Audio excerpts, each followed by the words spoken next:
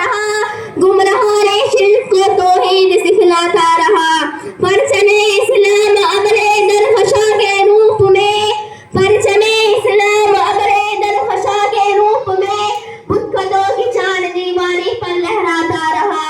इस गली में असरे हाजिर का फकीर बेमिसाल, इस गली में असरे हाजिर का फकीर बेमिसाल सुन्नत खैरुल वरा की ज़मज़मे गाता रहा।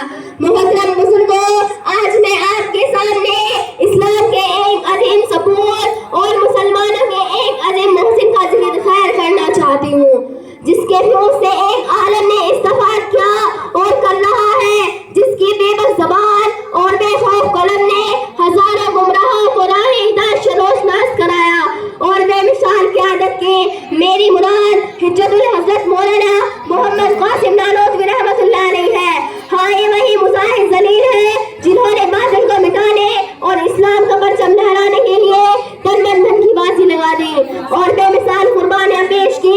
हुकूमत बरतानिया ने हिंदुस्तान पर गाज़वाना सिक्का जमाया, इस्लाम को मिटाकर ईसाईयत की तबलीग शुरू की। जुल्म और सितम के पहाड़ तोड़े गए, कई लाख मुसलमानों को शहीद कर दिया गया।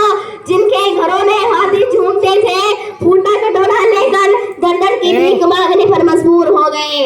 वो पर्दानशीन औरतें जिनके निदाई से चाय तरसते थे, दर-दर की भीख मांगने पर मजबूर हो गए।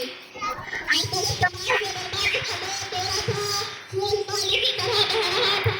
कहीं को जोड़े लाशें इस तरह पड़ी थी कि परिंदे और परिंदे दिन दहाड़े नोचते और खसोटते थे। मुसलमानों को खंजूरी की खालों में बंद किया जाता तो हिंदुओं के मुंह में गाय का गोश्त ठूसा जाता था। अलगर्ज पूरी दास्तान खून से लबरेज है। बला आखिर ईसाईयत को मिटाने के लिए दिल्ली में एक मीटिंग बुलाई जाती है।